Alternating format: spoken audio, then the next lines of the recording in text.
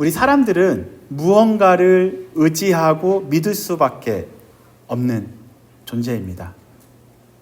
많은 사람들은 나는 아무것도 안 믿어 하지만 모든 사람들은, 이 땅에 사는 모든 사람들은 무언가를 의존하고 신앙하고 믿을 수밖에 없는 연약한 존재인 거죠. 사실 우리는 보이는 것만 믿기도 합니다. 내가 보지 못한 것은 믿기 어렵다라고 이야기를 하죠. 그러나 과연 우리가 믿는 것만 믿었을 때 실수하는 것은 없을까요? 한번 여러분들과 함께 다음 사진 하나 보도록 하겠습니다. 한번 보시면 위에 있는 선과 밑에 있는 선 중에 어떤 선이 조금 더 길다고 생각하십니까? 위에 있는 선과 아래에 있는 일직선. 보시면 위에 있는 선이 조금 더 길게 보입니다. 하지만 하나 더 클릭하시면 사실상 위에 있는 선과 아래에 있는 선은 동일한 선입니다. 또 하나 넘겨볼까요? 이거는 많이 보셨죠? 이게 색깔이 위 색깔과 아래 색깔이 다른 것 같지만 이 가운데를, 선 있는 가운데를 한번 여러분들이 이렇게 가려보십시오. 그러면 색깔이 똑같습니다. 그죠? 가운데 선을 가리게 되면 위 색과 아래 색깔이 하얀색이 아니고 둘 다 회색인 걸 여러분들은 확인하셨을 겁니다. 마지막 하나 더 볼까요?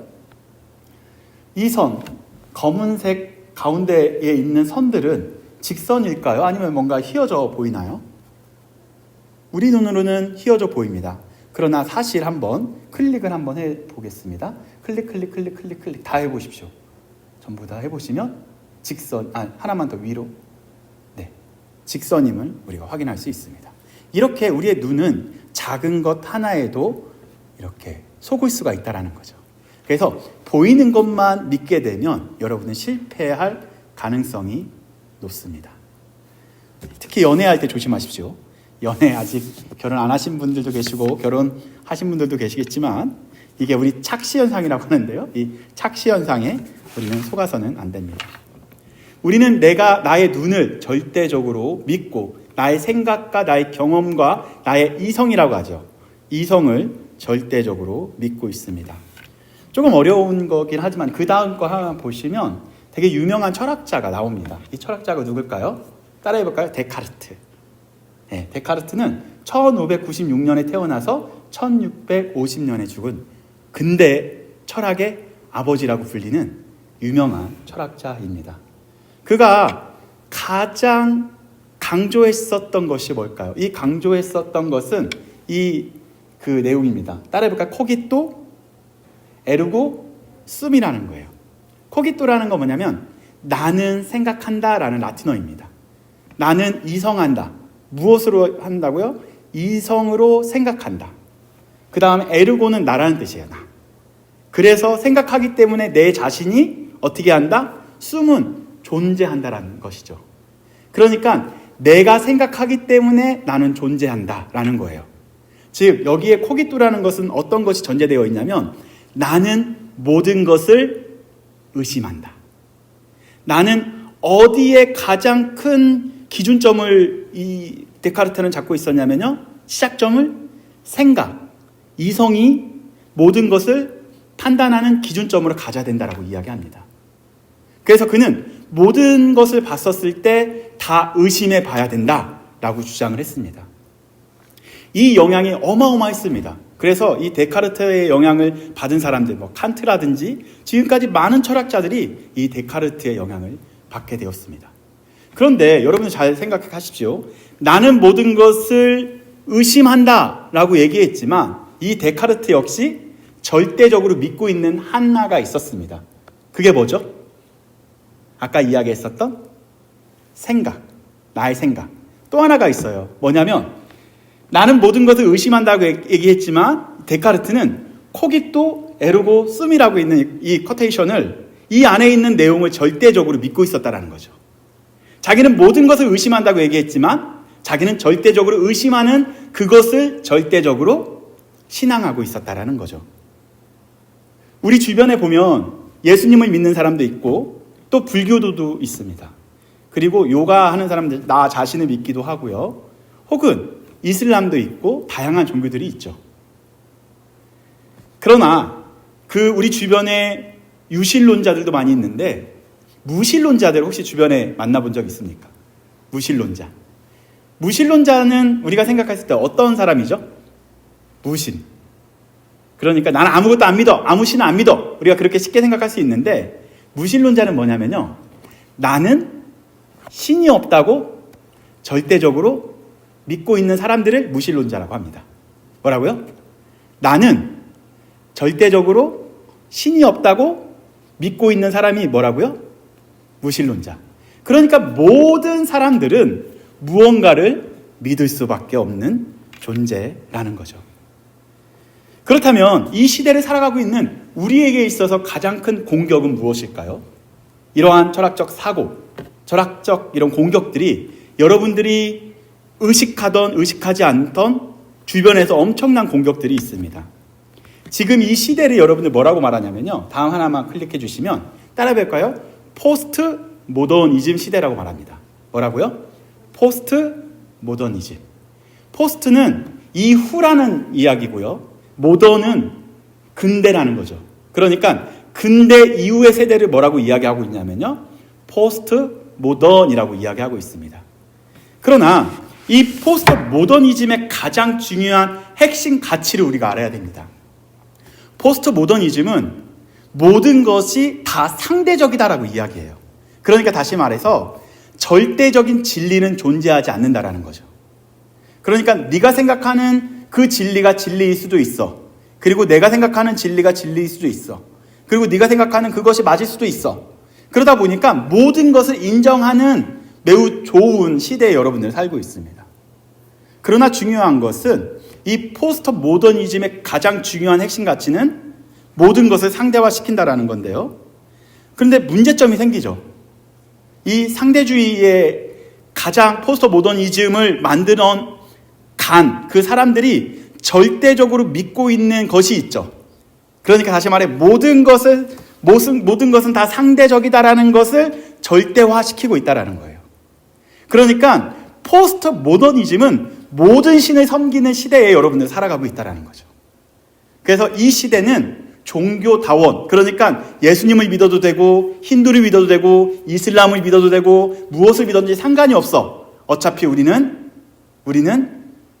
우리 마음대로 살면 되래 라고 가르치는 것이 포스트 모더니즘의 핵심 가치를 여러분들의 학교에서 또한 캠퍼스에서 또한 일터에서 가르치고 있다는 거죠. 이러다 보니까 우리가 믿고 있는 하나님, 우리가 믿고 있는 성경, 이것까지도 상대화시킵니다. 이 성경은 너희들에게만 진리일 거야. 그리고 너의 하나님은 너의 하나님이지 우리의 하나님은 아니야.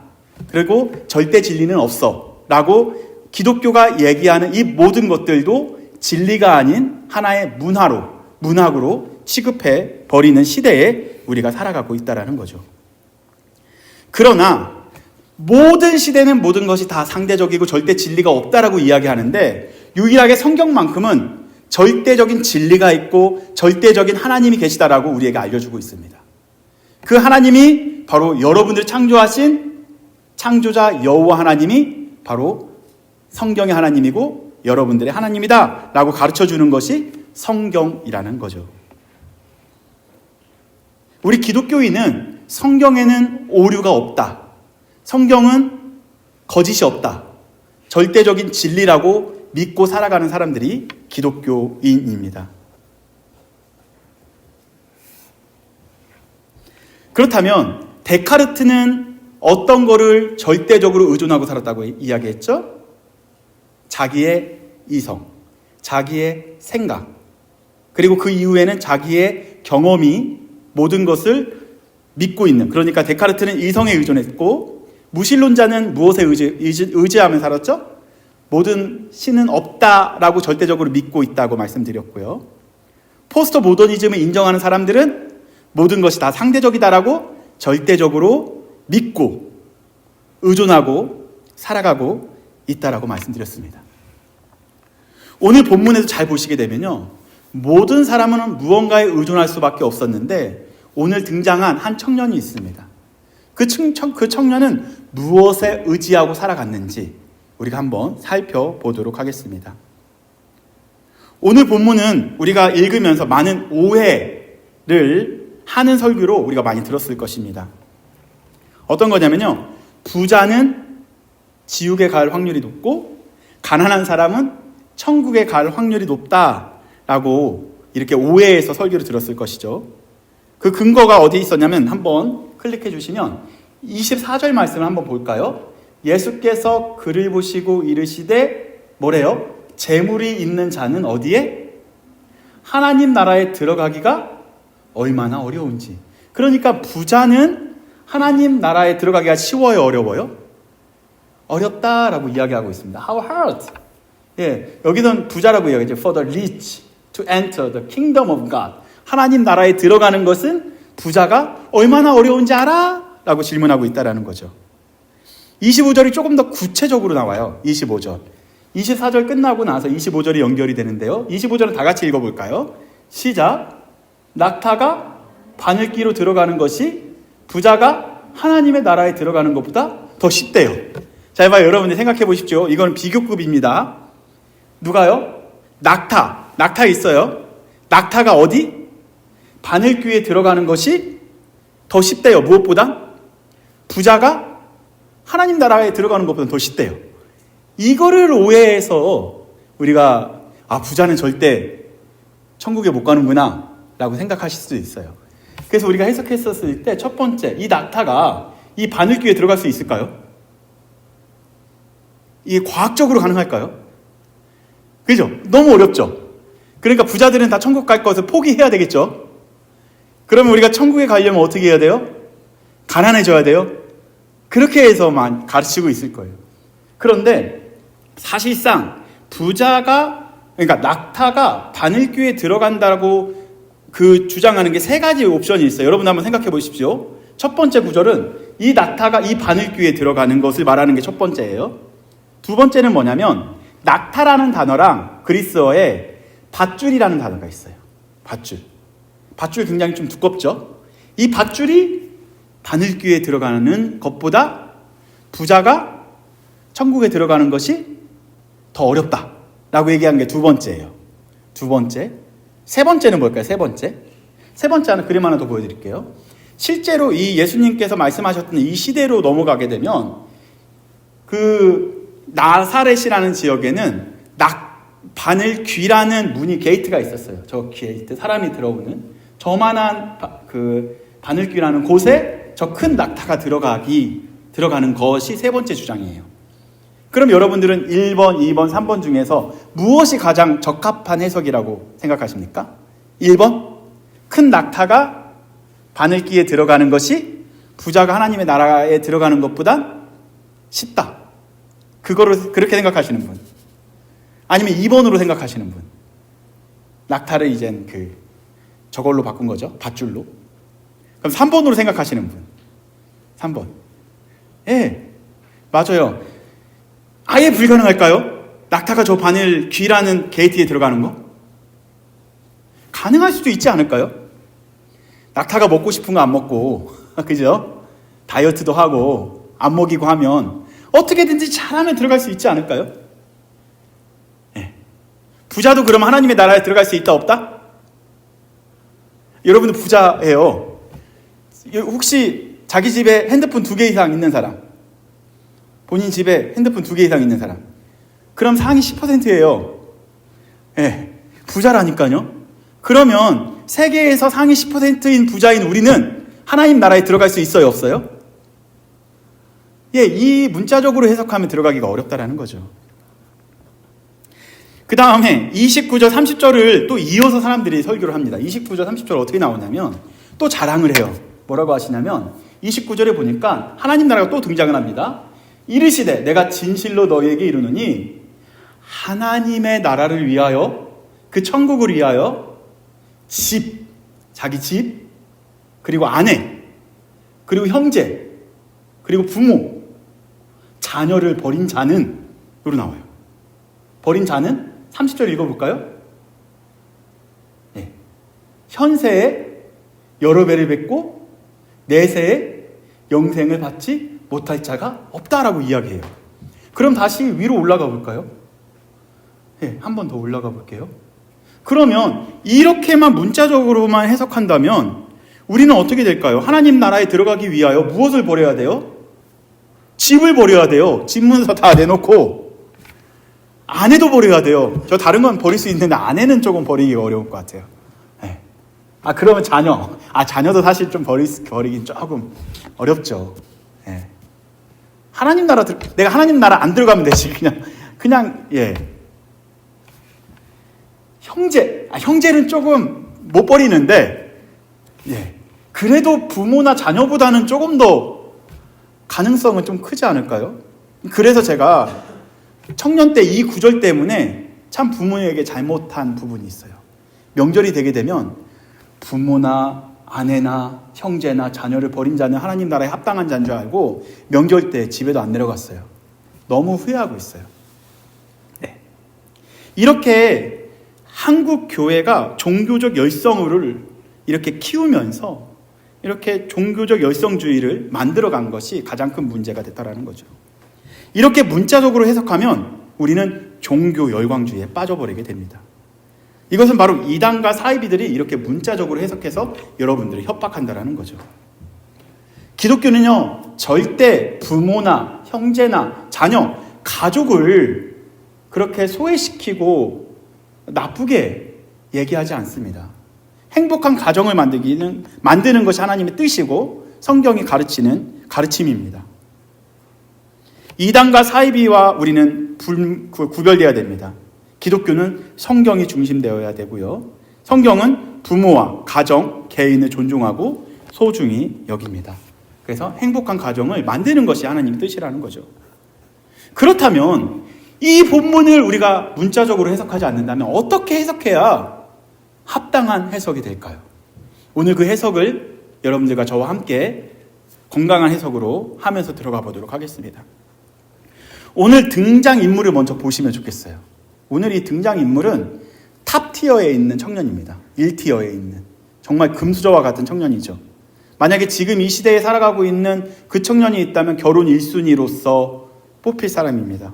그 사람은 어떤 사람이었냐면 한번 볼까요? 18절에 보게 되면 이렇게 나와 있습니다. 어떤 관리라고 말하고 있습니다. 예수님을 찾아온 사람이 어떤 관리라는 건 뭐죠? 여기 룰러라고 나와 있는데 뭘까요? 굉장히 지위가 높은 사람. 그러니까 어느 정도 성공한 사람을 표현할 때 쓰는 표현이겠죠. 관리가 예수님께 찾아온 거예요. 관리가 물어 이르되 선한 선생님이여 내가 무엇을 하여야 영생을 얻겠습니까? 관리라는 걸 기억해 주시고요. 21절 볼까요? 21절. 이 사람은 세상적으로 성공도 했는데 신앙적으로도 성공한 사람입니다. 여짜오되 이것을 내가 어려서부터 다 지켰나이다. 그러니까 십계명을 다 지킨, 간음도 안 했어요. 그리고 부모도 공경했어요. 살인도 안 했어요. 도둑질도 안 했어요. 그렇게 십계명을 너무 잘 지킨 그러한 신앙으로서도 탑티어에 있는 청년이었습니다. 그리고 23절 볼까요? 23절 보니까 그 사람은 어떤 사람이었대요? 그 사람이 큰 부자이므로, 그것도 그냥 부자가 아니에요.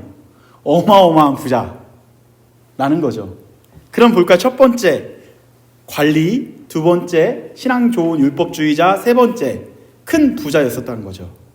권력도 있었고요. 신앙도 좋고요. 부자 청년. 결혼 대상 1티어. 돈 많고 신앙 좋고 성공한 청년. 네, 이러한 사람이었습니다. 그런데 그 부자는 예수님의 한 말씀을 듣고 나서 그 하나님 나라를 포기합니다. 네, 그 내용이 뭔지 한번 보도록 하겠습니다.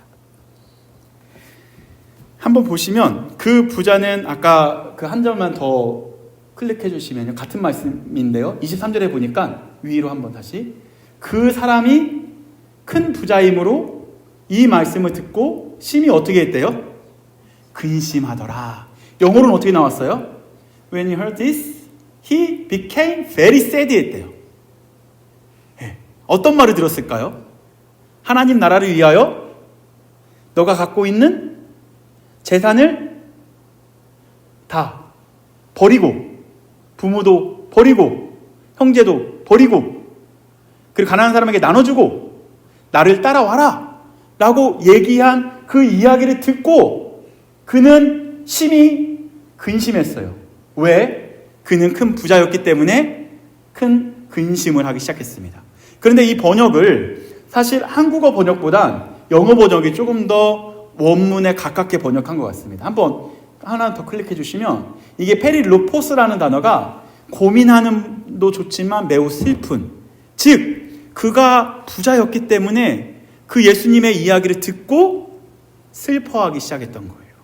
왜 슬퍼했을까요? 집도 버려야 돼요.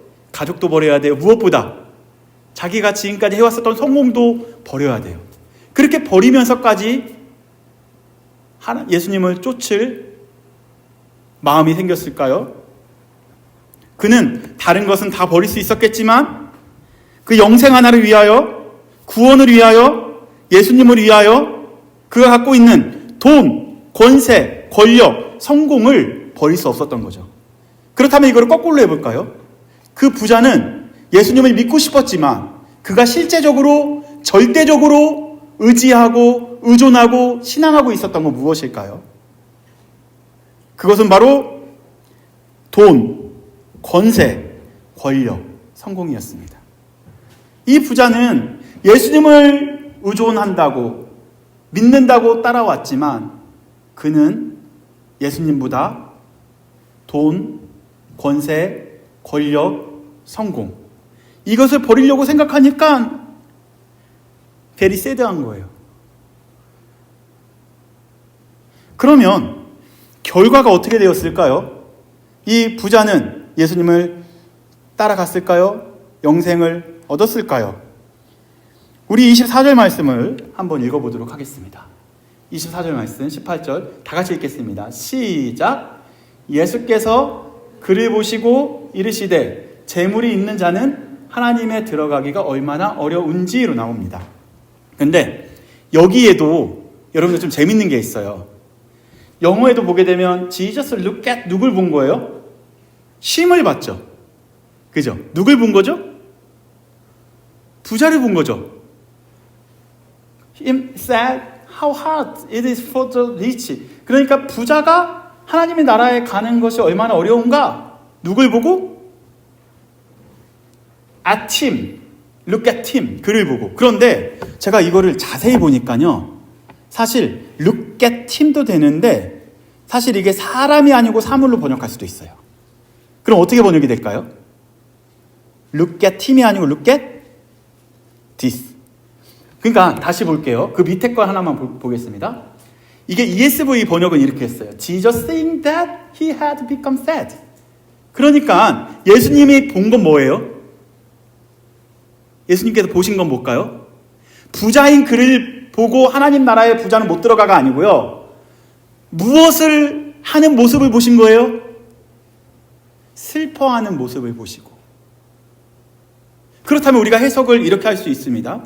그 부자가 절대적으로 의존하고 있는 돈, 권력, 권세, 성공에만 붙잡혀 있는 모습을 그거를 버리려고 하니까 슬퍼하는 모습을 보시고 예수님이 이렇게 말씀하신 거라고요.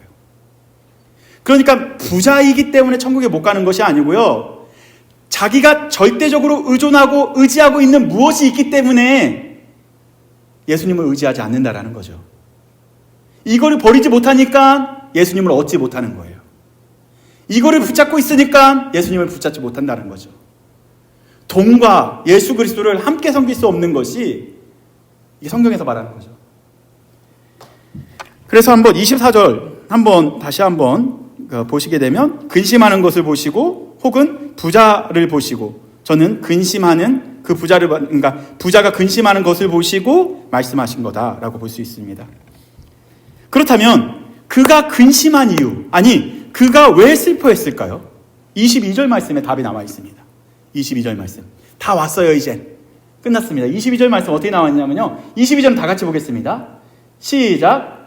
예수께서 이 말을 들으시고 이르시되 내게 아직도 한 가지 부족한 것이 있으니 내게 있는 것을 다 팔아 가난한 자들에게 나눠주라. 그리하면 하늘에서 내게 보화가 있으리라. 그리고 와서 나를 따르라. 아멘.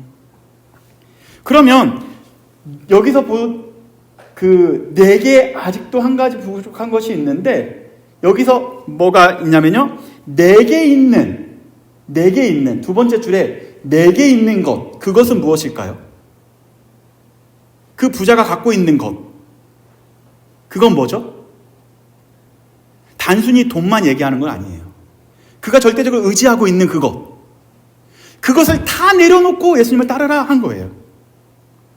그가 갖고 있었던 게 뭘까요? 신앙. 그리고 그가 절대적으로 신앙하고 있었던 거, 그가 절대적으로 신뢰하고 있었던 거, 그가 절대적으로 의지하고 있었던 거, 그가 절대적으로 의존하고 있었던 거, 그걸 절대적인 신앙이라고 말할 수 있는데요. 그것을 다 팔아 가난한 사람들에게 나눠주고 나를 따르래요. 그 생각을 하니까 슬퍼져요. 슬퍼지지 않나요?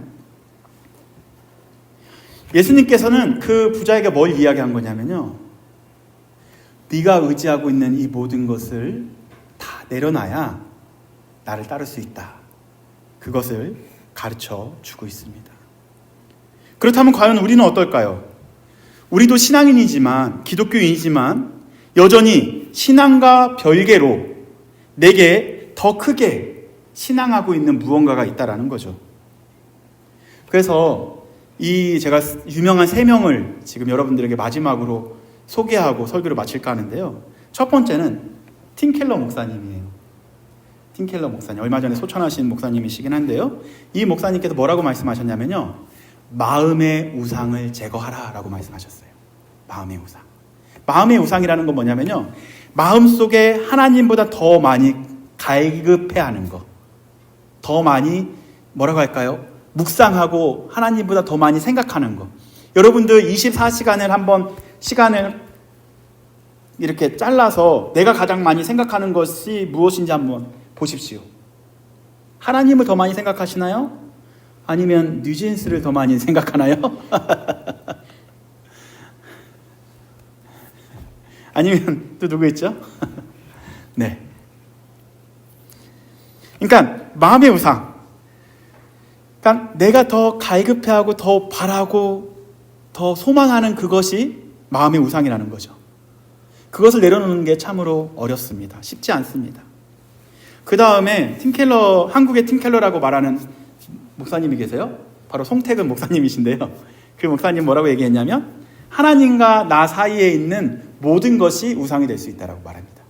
뭐라고요? 하나님과 나 사이에 있는 모든 것이 우상이다라고 말하고 있습니다.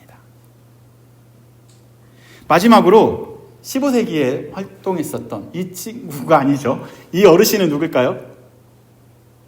존 칼빈 맞습니다. 존 칼빈은 뭐라고 이야기하냐면요. 우리의 마음은 우상을 만들어내는 공장이래요. 마음이라는 것은 우상을 만들어내는 공장이라고 합니다. 매일같이 마음에서 우상을 만들어낸대요. 한번 생각해 보십시오. 우리 마음이 오늘도 우상을 만들어내고 내일도 우상을 만들어내고, 예, 우리 때는 서태지와 아이들이 최고였었는데 H.O.T로 바뀌고 그래서 재미로 얘기한 겁니다. 한번 그러면 이거를 조금 더 어렵지 않게 쉽게 한번 볼까요? 여러분들이 가장 많은 시간 어디에 쓰고 있나요? 그리고 이것이 없으면 불안해하는 거, 어쩌면 그것이 우상일 수도 있죠. 저는 핸드폰이네요. 그리고 하나님보다 더 중요하게 여기는 것이 나의 삶에 있는지 우리도 한 번 정도는 점검해 봐야 합니다. 결론으로 가서 그렇다면 우리는 이 마음의 우상을 내려놓을 수가 있을까요? 우리가 오늘부터 결단을 해요. 난 더 이상 내 마음에 있는 우상을 다 버릴 거야. 돈도 버리고 집도 버리고 내 마음속에 가장 중요하게 여기는 가족도 버리고. 그게 가능할까요? 하나님만 위해서 살 거야. 가능할까요? 그것은 정말 어렵습니다. 단 일시적으로 템포럴리하게 한 번 정도는 할 수 있겠죠. 그러나 그건 지속하는 건 더욱 어렵습니다. 그러나 마지막으로 성경, 예수님께서는 유일한 방법을 오늘 본문에서 우리에게 알려주십니다. 이 바로 뭐냐면요. 부자가 하나님의 나라에 들어갈 수 있는 방법, 낙타가 바늘귀에 들어갈 수 있는 방법, 우리가 마음의 우상을 버릴 수 있는 방법. 이 방법 알고 싶지 않아요? 알고 싶죠? 보도록 하겠습니다. 27절에 이렇게 나와 있습니다. 다 같이 읽어볼까요? 시작! 이르시되 무릇 사람이 할 수 없는 것을 하나님은 할 수 있습니다. 아멘. 우리의 마음의 우상을 내려놓게 할 수 있는 분은 유일한 하나님밖에 안 계시다라는 거예요. 하나님이 계셔야만이 우리는 마음의 우상을 내려놓을 수 있고요. 부자가 하나님 나라에 들어갈 수 있고요. 또한 낙타가 바늘귀 게이트로 들어갈 수 있습니다. 바로 마음의 우상을 내려놓을 수 있는 방법은, 우리가 소중히 여기는 것을 내려놓을 수 있는 방법, 온전히 그리스도를 따를 수 있는 방법은 유일하게 하나님께서 우리를 이끄셔야만 가능합니다. 우리는 나의 신앙심, 나의 능력, 나의 신념을 의지하지 마시고요. 우리를 이끄실 예수 그리스도를 의지하시는 일주일이 되시길 예수님의 이름으로 권면드립니다.